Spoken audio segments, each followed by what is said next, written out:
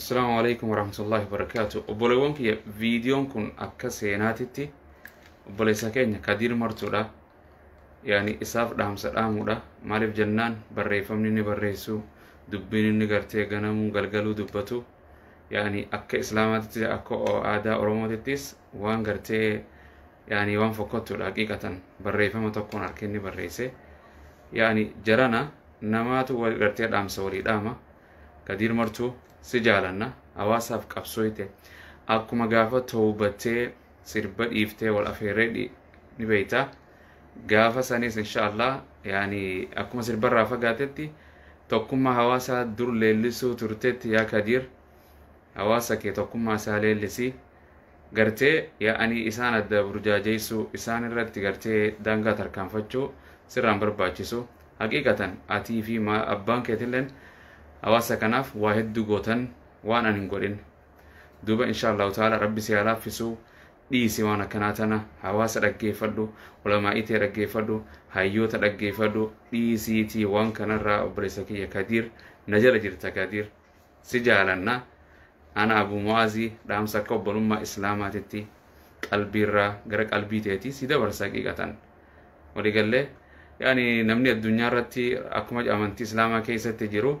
nama jiruutu nama jiruuf dhaamsa dhaama nama jiruutu nama du'uuf deemuuf dhaama nama du'uu deemuutu nama addunyaa irratti hafuuf dhaamsa dhaama si jaalanna haqiiqatan atiis abbaan keetillee waa hedduu gootan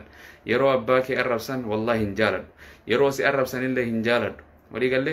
wal qeequun waan jiraati anilleen si qeequuf mirgaan qaba atillee na qeequuf mirga qabda walii galle wal arrabsuu moo hin toltu akka amantiititti nabiyichi keenya sallallahu alaihi wasallam waan nuun jedhu المسلم من سلم المسلمون من لساني ويدي إسلام جتشون نما الرب ساتي فركسا نما راتيفة جران هيكو يرو غرتي definition رسولنا إبسان إنما المؤمنون إخوان جري غندت لالنك أمنا أمو أرومون توكو أفان تكا قبسم لفاتين كتاقل تكا مالي أرومون قرى تكا جرتو نرى بيتا سر بيها عمري نرى قدارا قبسو كيست اللي أدورة ترتي إمي دمتي tokkummaa kanaaf jara kanaatiif rakkatte tokkummaan san akka gartee yani gara biraatitti hin deemne haqiiqatan rabbi nurra haa jijjiiru khayri nu haa jijjiiru tanumaan siin jaa garteen dhaamsa obboleessa waan gartee barreeffama ati gareef tana barreessi tokko waayisii fi hamzaa jidduu warra barreessan tokko santuna jidduu ga'e hamzaanis obboleessa keeti anis obboleessa keeti atis keenya san dhiisiiti hatta goobanaa daacee kan nu miidhaa jirus kan nu nyaachaa jiru kan bosona jiru oromoo kan masaraa jiru oromoo kan sooshaal miidiyaa biyyaan baa daayisfuraa keessa jiru kan oromoo maali warratti duuluun jara keenya waan fakkottuudha gufuu namatti taate ummata amantii biraa qaburraa hin arginu nama muhammadii fi ahmad jedhamu kanarraa waan akkan argu jira kanumaan siidhaama yaani rabbi subhaanahu wa ta'ala fayyaa fi iimaana hunda keenya waa kannu qabsoo tantee itti fufii wal jeequun waan jiraati obboleessa kee juwaarilleen arrabsin kan biraatilleen arrabsin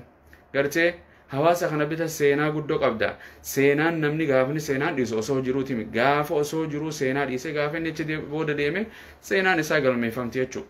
osoo jirtu seenaa ta'eef duraan balleessin kadiiroo kanumaan siin jedha wassalaamu alaikum warahmatullaahi wabarakaatu